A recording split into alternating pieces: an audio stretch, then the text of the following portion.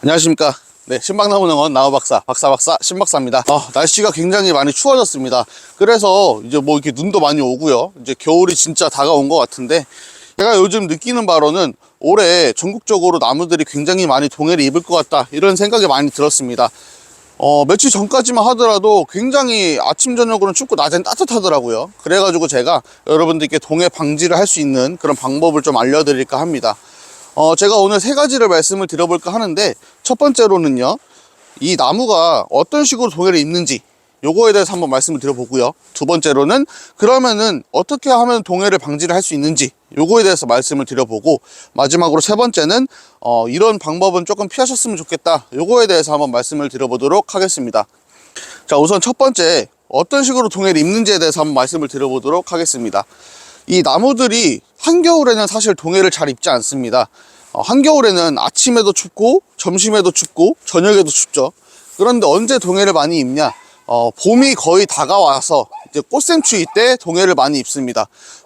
꽃샘추위 때는 아침 저녁에는 춥고 낮에는 따뜻하죠. 그래서 이 친구들이 낮에 굉장히 따뜻해지니까, 아, 드디어 봄이 왔구나, 이제 나도 이제 이파리도 틔우고 좀 성장을 해봐야겠다 싶어서 뿌리에 있는 물을 다시 쭉 뽑아 올립니다.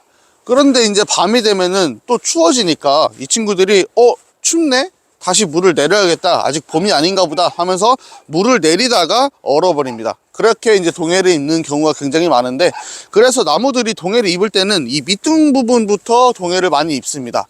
자, 그러면 두 번째, 어떤 식으로 동해를 방지를 할 수가 있냐? 방금 말씀드렸던 것처럼 나무는 밑둥서부터 동해를 많이 입는 경우가 있기 때문에, 이 밑둥 부분을 흙으로 이렇게 올려서 북돋아 주시고, 지푸라기나 그리고 보온덮개, 뽁뽁이 뭐 이런 것들을 사용해서 이 밑둥 부분을 좀 따뜻하게 해주시면은 여러분들이 이제 동해를 방지하는 데 도움을 주실 수가 있습니다. 세 번째, 이런 것들은 조금 피하셨으면 좋겠다, 요거에 대해서 잠깐 말씀을 드려볼 건데요. 일반적으로 자연도 비닐하우스를 관리할 때 겨울에는 아침 저녁으로는 춥기 때문에 옆에 있는 측창이라던가 하우스 위에 있는 천창을 다 닫고 뭐 커튼도 치고 해가지고 안에를 조금 좀 따뜻하게 해주려고 합니다. 그런데 낮에는 해가 뜨기 때문에 그렇게 다 닫아 놓으면은 안의 온도는 굉장히 많이 올라가게 됩니다. 그러면은 제가 아까 말씀드렸던 것처럼 낮에는 따뜻하고 아침 저녁에는 춥고 하면은 나무가 동해를 입을 가능성이 커지겠죠. 그래서 비닐하우스 옆에 있는 측창이랑 천창을 낮에는 열어서 그 안의 온도를 바깥의 온도와 비슷하게 해주려고 많이 노력을 합니다. 그런데 예를 들어 가지고 이렇게 작은 나무들을 키우시는 분들 중에서 고추대나 뭐 이렇게 볼대 같은 걸 이용해서 이렇게 박아서 이렇게 비닐을 쳐놓는 분들이 계시더라고요. 그렇게 하시게 되면은 낮에 이 안의 온도가 굉장히 많이 올라가게 됩니다. 뭐 그 비닐을 쳐놓고서는 열었다 닫았다를 계속 해주실 수 없는 상황이라면은 오히려 그런 것들은 좀 독이 될 수 있지 않을까, 그렇게 생각을 하고요. 만약에 내 집 마당에 있는 나무를 조금 보호를 해주고 싶다 하시면은 낮에는 그 비닐을 걷어 가지고 그 안의 공기를 좀 순환을 시키면서 밖의 온도와 좀 비슷하게 맞춰 주시면 좀 도움이 되실 수 있을 것 같습니다. 그런데 이제 뭐 김장 비닐이나 하우스 비닐 이런 것들을 이용해서 뭐 이렇게 덮어 놓는다, 아니면은 아까 말씀드린 것처럼 뭐 간이 비닐하우스를 만든다, 이런 것들은 여러분들이 계속 비닐을 올렸다 내렸다 하기가 어렵기 때문에 그런 것들은 조금 피해 주시면 좋지 않을까, 이렇게 생각을 합니다.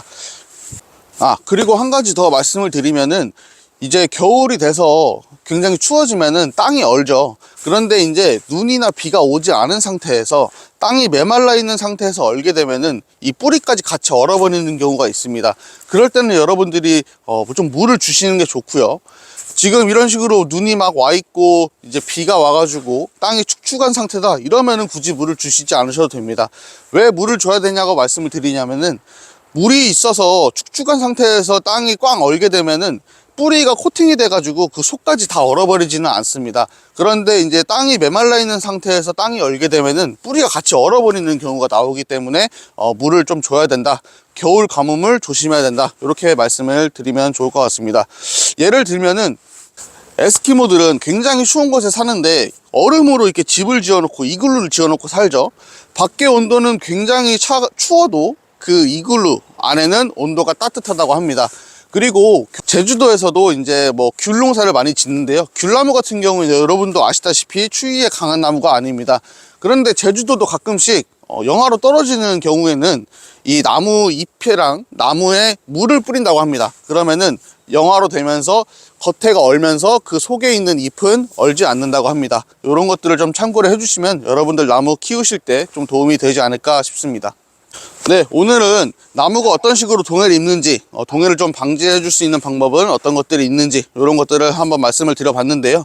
사실 어느 지역에 어느 나무를 심었냐에 따라서 이 방법이 조금씩 달라지고는 합니다. 그래서 저 같은 경우에는 좀 통틀어서 말씀을 드려봤는데, 만약에 내가 어디에 심었는데 좀 불안하다 이렇게 생각을 하시는 분들은 댓글로 뭐 남겨주시거나 아니면 제 번호를 남겨드릴 테니까 문자를 주시거나 이런 식으로 문의를 해주시면은 제가 그 상황에 맞춰서 어떻게 하면 좋겠다 이런 것들을 한번 말씀을 드려보도록 하겠습니다.